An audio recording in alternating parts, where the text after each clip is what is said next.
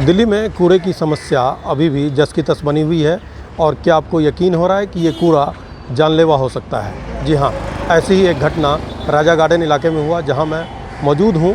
वहाँ ठीक मेरे पीछे आप देख सकते हैं कि एक कूड़ा घर बना हुआ है और ये काफ़ी पुराना कूड़ा घर है।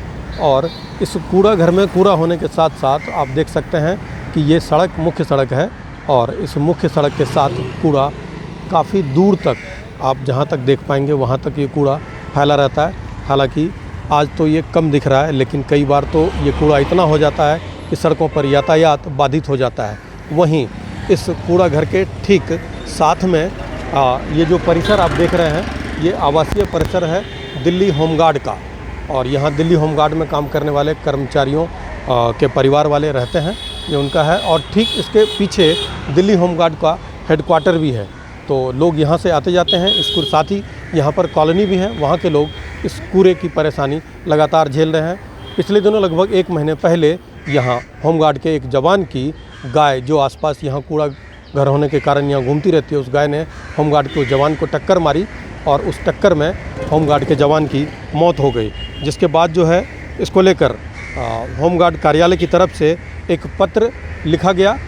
वो एमसीडी ऑफिस, एमसीडी के डीसी को लिखा गया, साथ ही एरिया काउंसलर, बीजेपी के काउंसलर हैं उनको भी लिखा गया और दिल्ली की मेयर शैली ओबेरॉय को लिखा गया। मैं आपको एक बार बता देता हूं कि जो पत्र डीजी कार्यालय से इन तमाम विभागों और एरिया काउंसलर को लिखा गया, उस पत्र का मजमून क्या था। उपरोक्त लिखित विशेष संदर्भ में निवेदन इस प्रकार कि महानिदेशालय होमगार्ड के आवासीय परिसर के सामने वाला कूड़ेदान जो मेन रोड पर है और उस रोड पर यातायात बहुत ज़्यादा रहता है और कूड़ादान होने के कारण यहाँ पर बहुत ज़्यादा गायों का झुंड इकट्ठा हो जाता है। साथ ही फ़ोटो भी इस लेटर के साथ संलग्न की गई है। यहाँ पर माननीय महानिदेशक गृह रक्षक कार्यालय भी है और उनकी दिल्ली सरकार के अधिकारियों के साथ शनिवार और रविवार को परेड भी होती है, मीटिंग भी होती है। साथ ही पत्र के अगले हिस्से में लिखा गया है कि 31 जुलाई को महानिदेशक कार्यालय में होमगार्ड से ड्यूटी पर तैनात होमगार्ड के जवान को गाय ने टक्कर मार दी और लगभग सप्ताह भर हॉस्पिटल में भर्ती रहने के बाद उनकी मौत हो गई। ये होमगार्ड कार्यालय से पत्र जो एमसीडी के डीसी हैं उनको लिखा गया, एरिया काउंसलर को लिखा गया और मेयर को लिखा गया, लेकिन अब तक यहाँ कार्रवाई नहीं हुई। हमारे साथ यहाँ जो एरिया काउंसलर बीजेपी की काउंसलर हैं वो मौजूद हैं, हम उनसे बात करते हैं कि समस्या कितनी बड़ी, कितनी गंभीर है। जी, मैं सुमन त्यागी, निगम पार्षद पंजाब विभाग। मैं 2012 में भी निगम पार्षद थी राजा गार्डन से, तब इस ढलाव की रिपेयर वगैरह हमने कराई थी।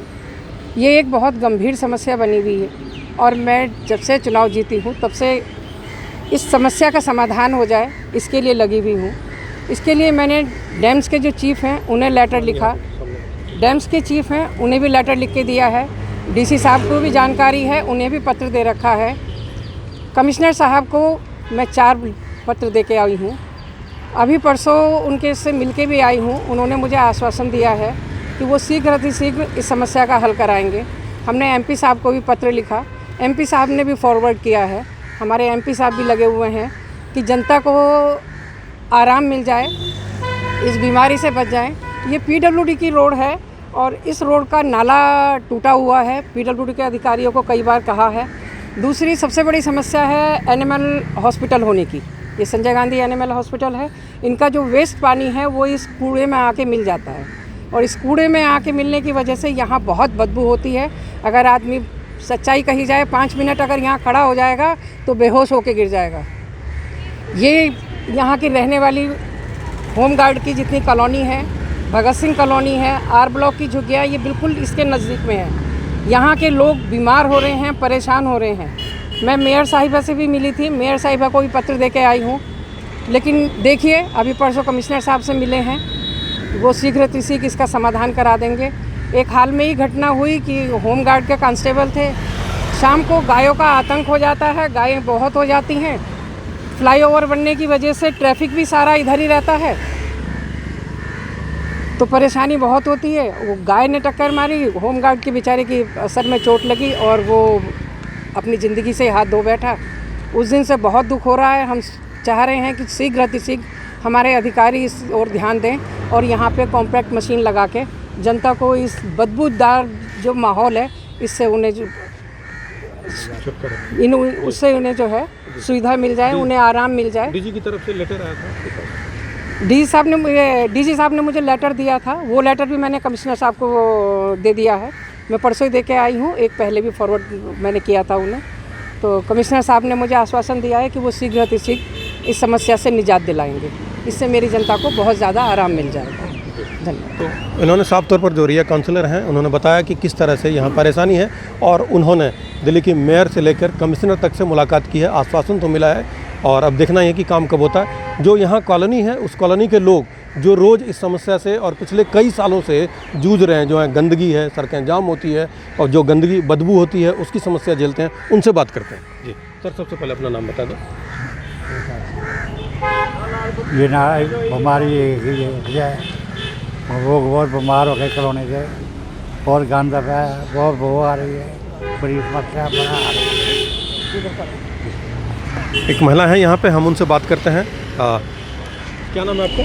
हाँ जी, जनक जी, आप यहीं अभी रहते आई। हाँ जी हाँ जी, हमारा हैं? कितनी समस्या होती है इससे? बहुत गंद हैगा इतने, आते जाते बहुत गिरते रहे। कोई भैंस आ जाती आगे से, कोई बच्चे आकर 2-3 बार गिर गए, चोट लगी सिर में। वो गंद बैठा भी नहीं जाता नीचे से। हाँ, इसलिए कहने भी बहुत मेहरबानी, जरा साफ होना चाहिए है। इलाका सारा बिल्कुल ही खराब हो रहा है।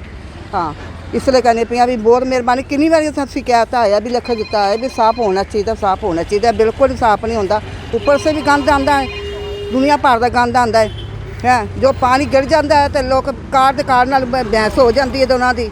ऐसे कहने किसी ने चोट लग गई, किसी सिर में चोट लग गई, बाल बच्चे सारे बाल बच्चे वाले, बहुत मेहरबानी है, हाथ जोड़ के मेहरबानी है जी। कुछ और लोग हैं, हम उनसे बात करते हैं। अपना नाम बता दीजिए। जी, अजीत सिंह मेरा नाम है जी। आप यहीं रहते हैं? जी, मैं भगत सिंह कॉलोनी में रहता हूँ। कितनी परेशानी है इससे जी बहुत ज़्यादा परेशानी है। अब सबसे मेन रास्ता यही है आने जाने का, जो कॉलेज से एंट्री है, हमारा मेन रास्ता यही है। कूड़े खत्ते से एंट्री होती है। पहली बात तो कूड़ा खत्ता ऐसा होना नहीं चाहिए जहाँ से एंट्री हो। और दूसरी परेशानी है कि बारिश आ जाती है तो यहाँ पे गाड़ियाँ स्लिप होने की बहुत दिक्कत रहती है। गाड़ी स्लिप होती हैं, एक्सीडेंट होते हैं। कोई बच्चों को स्कूल छोड़ने जा रहा है, कोई लेने जा रहा है, या कुछ भी कोई भी।